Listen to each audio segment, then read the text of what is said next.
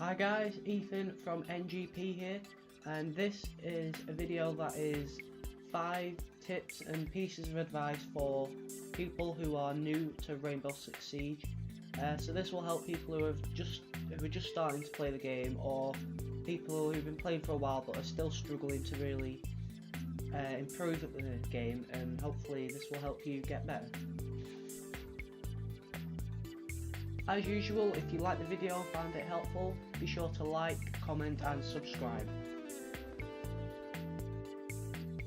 Our first and probably most important piece of advice is to always go for headshots. Can't emphasise how important this is.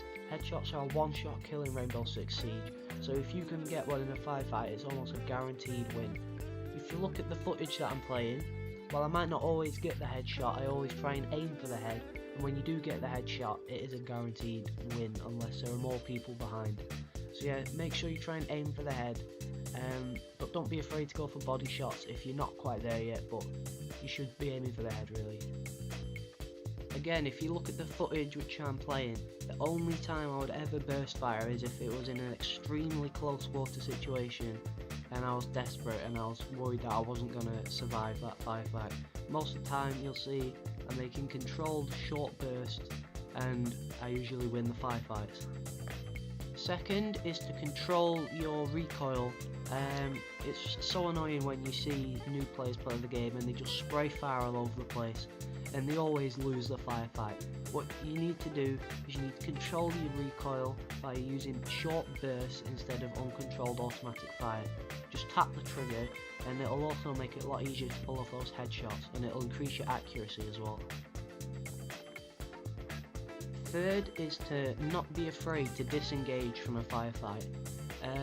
Sometimes you're put in a situation where you're just not going to be able to win.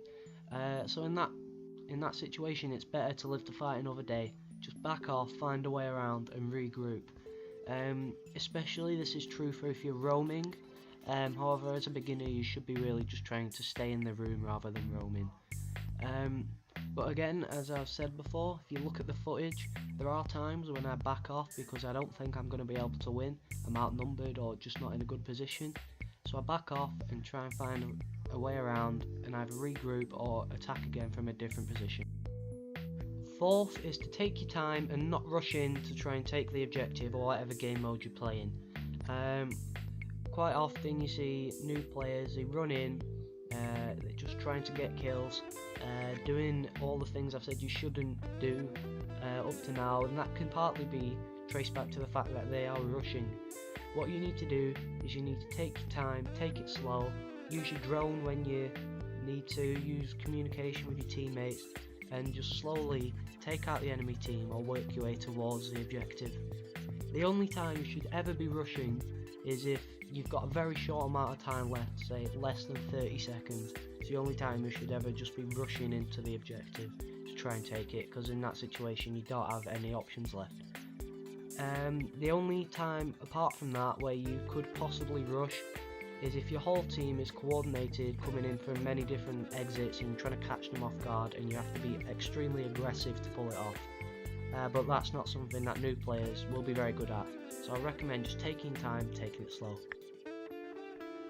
My last piece of advice here kind of links into the last one, and that's to use your environment. Remember, Rainbow Six Siege has destructible environments. You can shoot through walls and blow them up. So if you know someone is behind a wall, thanks to you taking your time and gathering intel, as I said in the last one, you can shoot them through that wall without them even knowing you're there, instead of you trying to move around and put yourself potentially in danger. Again, if you watch the footage, you'll see a couple of times I do shoot through walls, through door frames, things like that, and it just lets you have a bit more of an advantage, especially when you catch them off guard. Okay guys, thanks for watching. I hope you found that helpful. Let us know if you would like more tips and tricks and advice videos like this, because there is lots more to share. Leave a like if you found the video helpful.